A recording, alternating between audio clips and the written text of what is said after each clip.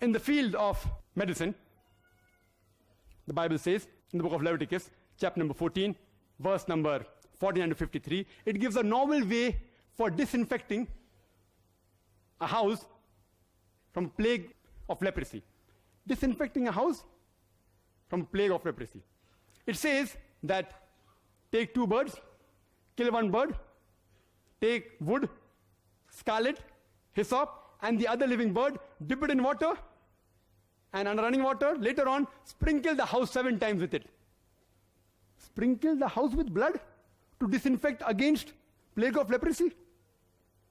We know blood is a good media of germ, bacteria, as well as toxin. I hope Dr. William Campbell doesn't use this method of disinfecting the OT, the operation theater. It's mentioned in the book of Leviticus, chapter number 12, verse number 1 to 5.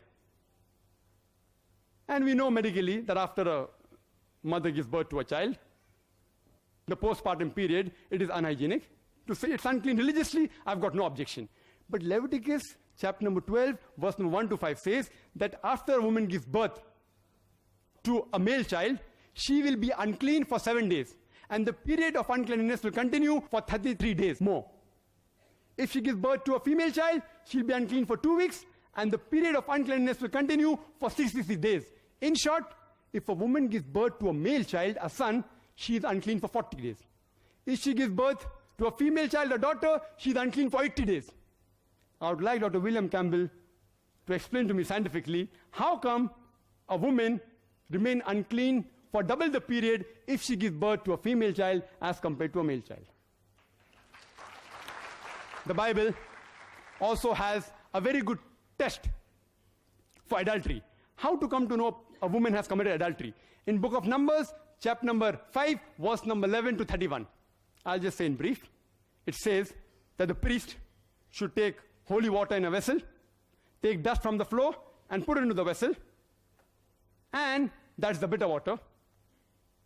And after cursing it, give it to the woman. And if the woman has committed adultery, after she drinks it, the curse will enter her body, the stomach will swell, the thigh will rot, and she shall be cursed by the people. If the woman has not committed adultery, she will remain clean and she will bear the seed. A novel method of identifying whether a woman has committed adultery or not.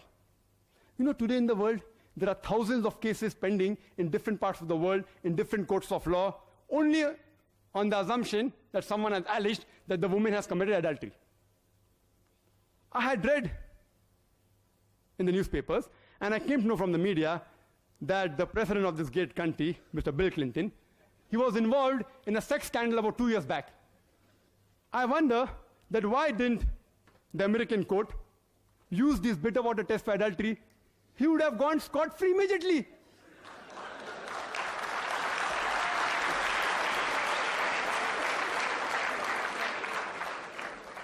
Why didn't the Christian missionaries of this great country, especially those who are in the medical field, like my respected Dr. William Campbell, use this bitter water test to bail out their president immediately?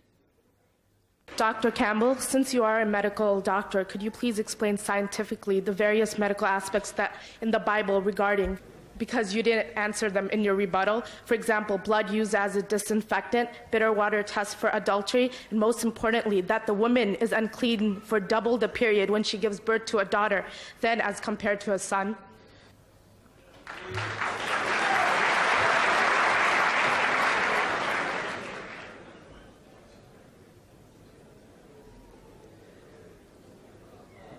Thank you for the question, and I'll get to it. But about these places in the Bible, I believe the Bible was written by God, and I believe that God put them in there. So it's not up to me to explain what God said, but I believe that God put those things in His Bible. Give them 3 questions to 3 questions.